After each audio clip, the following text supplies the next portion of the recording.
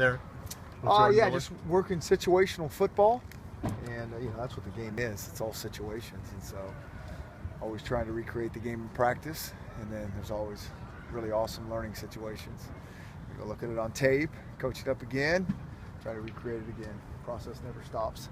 We talk about that balance between offense and defense, and you're probably never happy about one side of the ball or the other.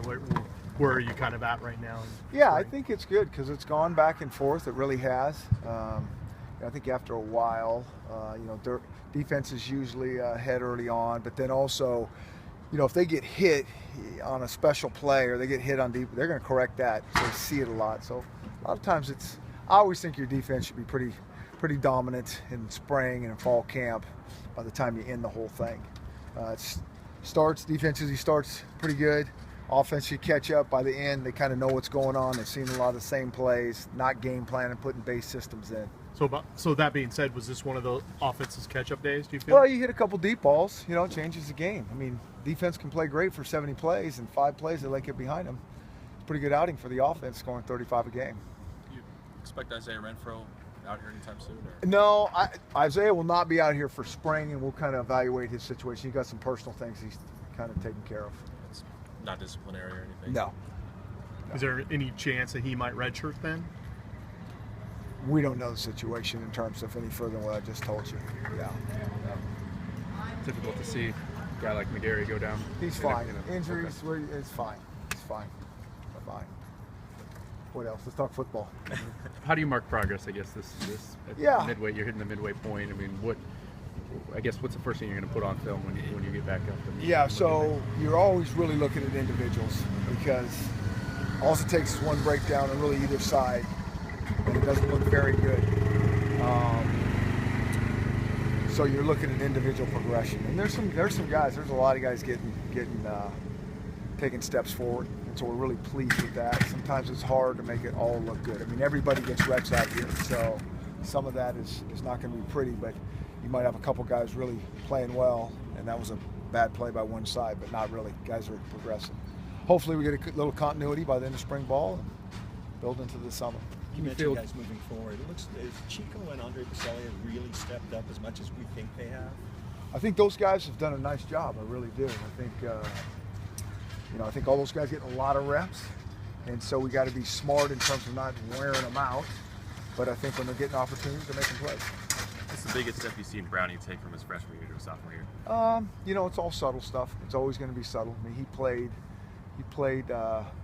really solid last year, and so for us to take that next step, it's anticipation, it's pocket presence, it's strike point accuracy, those type of things. So it's all very subtle stuff, but it's all subtle that will dramatically change his game and our offense. Anyone else that stood out to you in practice so far?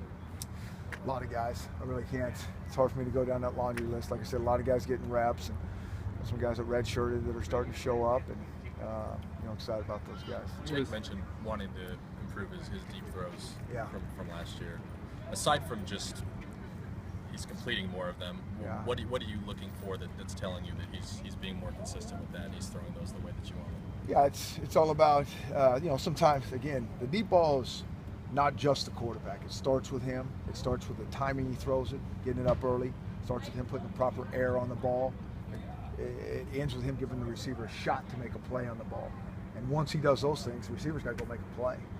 And so it all starts with him. But I saw a couple deep balls out there that I thought were pretty good that we didn't make, but I didn't necessarily think it was on the quarterback.